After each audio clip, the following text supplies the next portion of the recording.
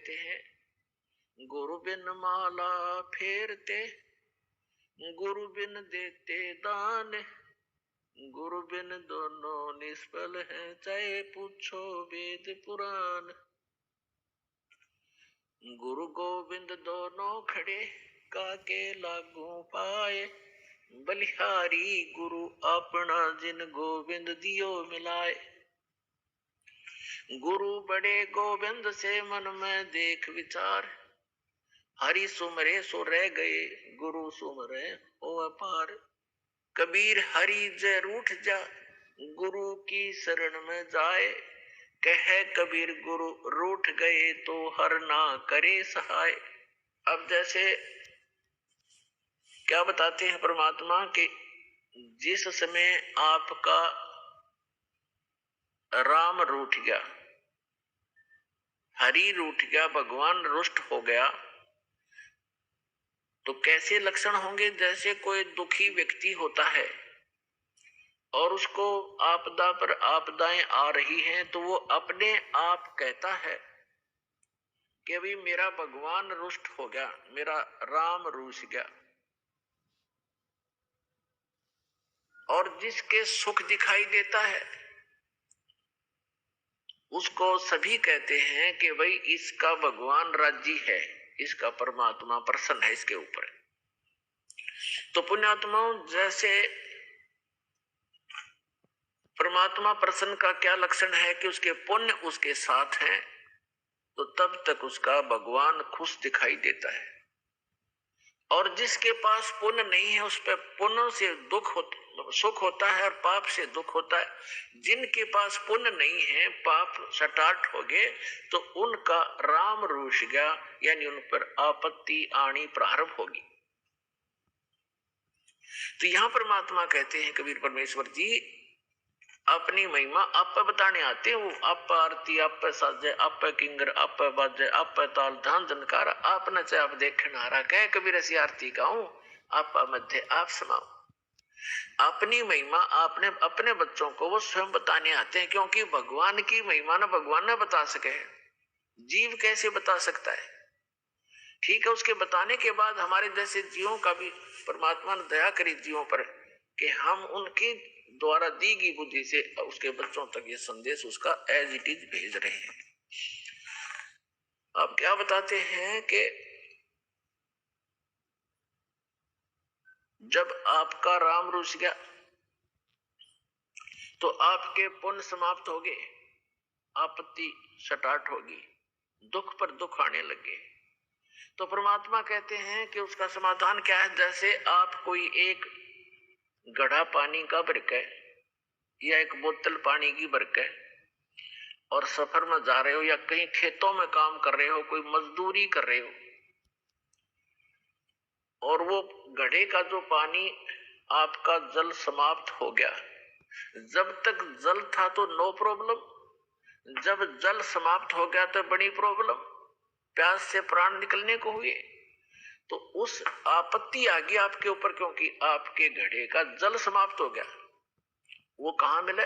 Handpump पर जाइए, handpump पर जाइए और फिर वो जल का मटका घड़ा फिर भर लाइए, फिर सुख शुरू हो गई, वो आपत्ति फिर टल गई आपकी।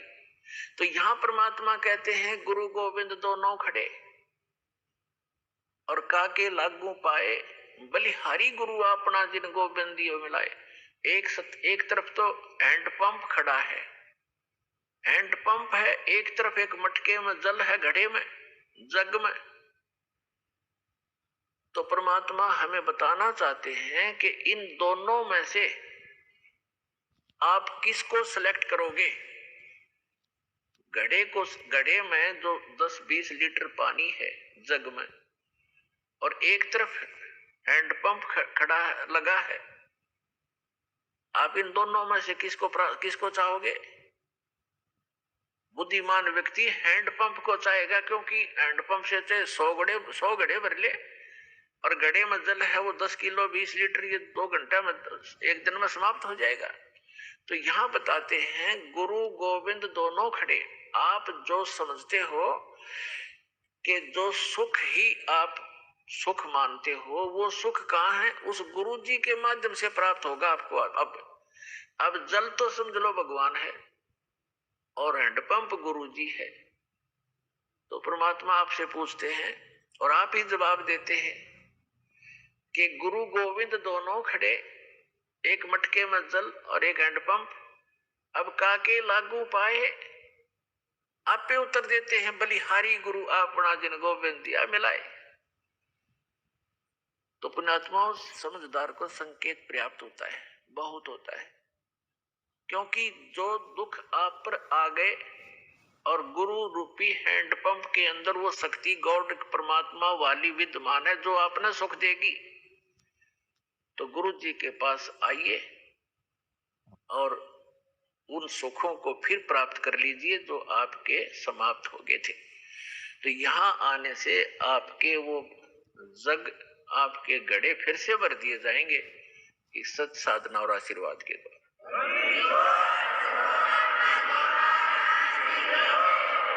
अपने आत्माओं देखो, आपको यहाँ आने से कितना पुण्य मिलता है और आप कितने खाली हो चुके हो पुण्यों से।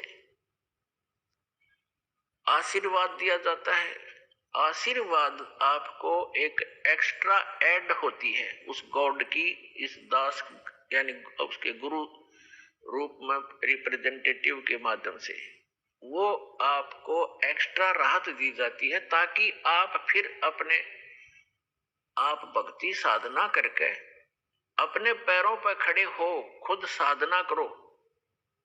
ये समझ लो आपको सब्सिडी है गवर्नमेंट की तरफ से। जैसे गवर्नमेंट कई जगह 80% सब्सिडी दे देती है। 1 लाख रुपया लोन ले लिया, काम करो भाई अपना, 80% सब्सिडी यानी माफ कर दी, 20% रह गया। और जो नालायक उसने भी नहीं दे सकता, उससे भी नहीं करता, तो वो करता नहीं व्यवसाय, वो बकवास कर रहा है। तो इस प्रकार आपको यहाँ आने से जो आशीर्वाद दिया जाता है, तो ये तो समझो आपको सब्सिडी दी जाता ना, आपको ये तो फ्री में दे दिया।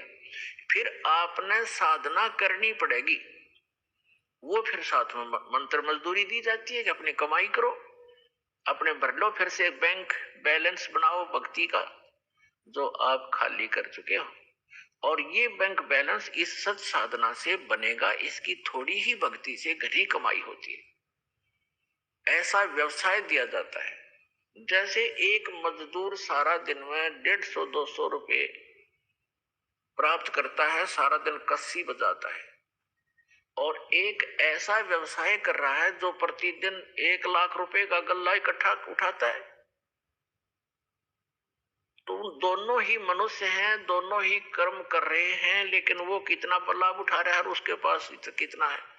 तो ऐसी साधना है ये, जो आप प्रतिदिन 1 लाख का गल्ला उठाओगे, 1 लाख रुपए।